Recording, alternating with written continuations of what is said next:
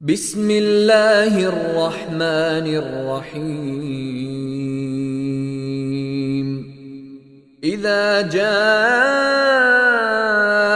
نصر الله والفتح ورأيت الناس يدخلون في دين الله أفواجا فسبح بحمد ربك واستغفره إنه كان توابا.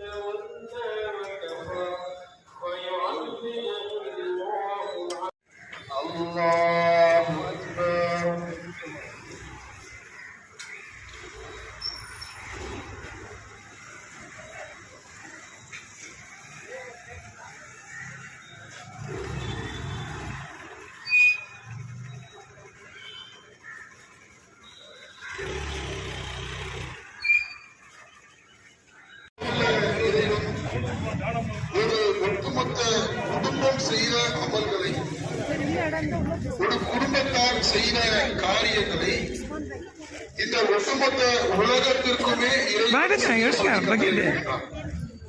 உண்மையாகவே இது ஆச்சரியத்தில் மிகப்பெரிய ஒரு ஆச்சரியமாக இருக்கின்றது. ஒரு குடும்பத்தார் என்னென்ன அமல்களை எல்லாம் செய்தார்கள், எப்படியெல்லாம் அவர்கள் சிரமப்பட்டார்கள், எப்படியெல்லாம் அவர்கள் இறைவனுக்கு கட்டுப்பட்டு நடந்தார்கள் என்றெல்லாம் இறைவன் அதன் மூலமாக இந்த உலகத்தில் இருக்கக்கூடிய அனைத்து முஸ்லிம்களும் படிப்பினை பெற வேண்டும். நாம் செய்யக்கூடிய அனைத்து அமல்களுக்கும் ஒரே ஒரு காரணம் தான் இருக்கின்றது. ஒட்டுமொத்த முஸ்லிமும் படைத்த இறைவனுக்கு கட்டுப்பட்டு நடக்க வேண்டும். இந்த ஹஜ் பெருநாளுடைய பல காரியங்களுடைய படிப்பினைகள் எதுவாக இருக்கின்றது என்று சொன்னால், முதலாவதாக அல்லாஹ்வுக்கு கட்டுப்பட்டு நடக்க வேண்டும். இதுதான் முதல் அடிப்படையான ஒன்று.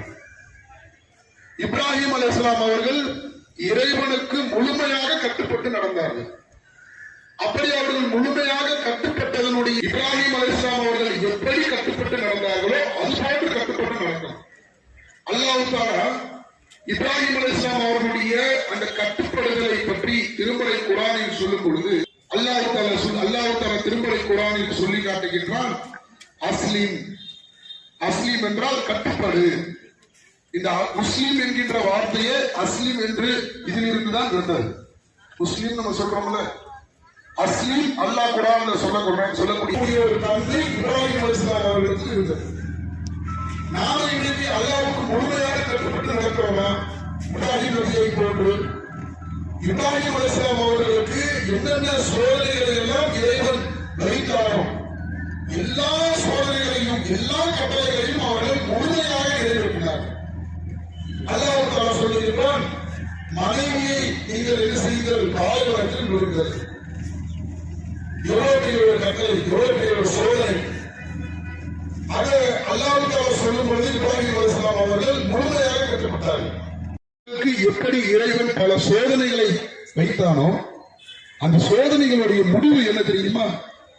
அல்லாஹ் இப்ராஹிம் அலைஹிஸ்ஸலாம் அவர்களை கைவிடவே இல்லைங்க. அதுதான் நம்ம விளங்கணும்.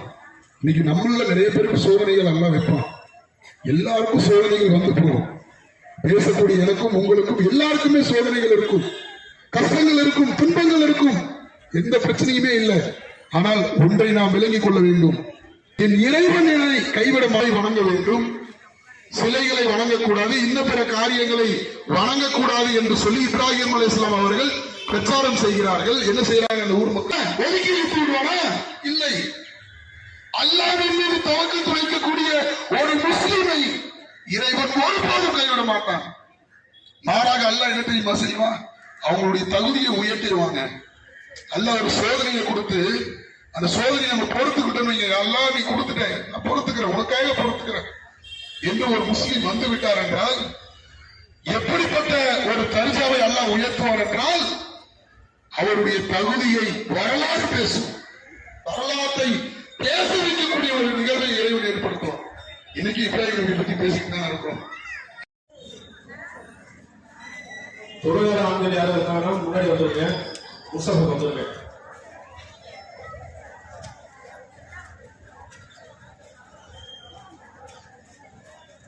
தொழுகிற ஆண்கள் இருந்தீங்கன்னா முன்னாடி வந்துருங்க, முஸ்தபா வந்துருங்க.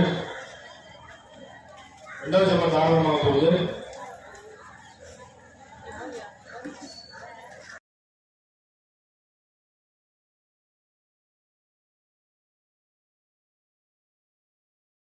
வணக்க வழிபாடுகளுக்கும் சொந்தக்காரர் யார் என்று சொன்னால் நபி இப்ராஹிம் அலைஹிஸ்ஸலாம் அவர்கள். இப்ராஹிம் அலைஹிஸ்ஸலாம் அவர்கள் செய்த காரியங்களை, அவர்களுடைய குடும்பத்தார் செய்த காரியங்களை இறைவன் ஆச்சரியமான ஒரு விஷயம். ஒரு குடும்பம் செய்த காரியத்தை படுபவர் அல்லாஹ் தஆலா கட்டுப்படு என்று இப்ராஹிம் அலைஹிஸ்ஸலாம் அவர்களிடத்தில் சொன்னார். இப்ராஹிம் அலைஹிஸ்ஸலாம் அவர்கள் கூறினார்கள், அஸ்லம் து லி ரப்பில் ஆலமீன், அகிலத்தின் இறைவனுக்கு நான் கட்டுப்பட்டேன்.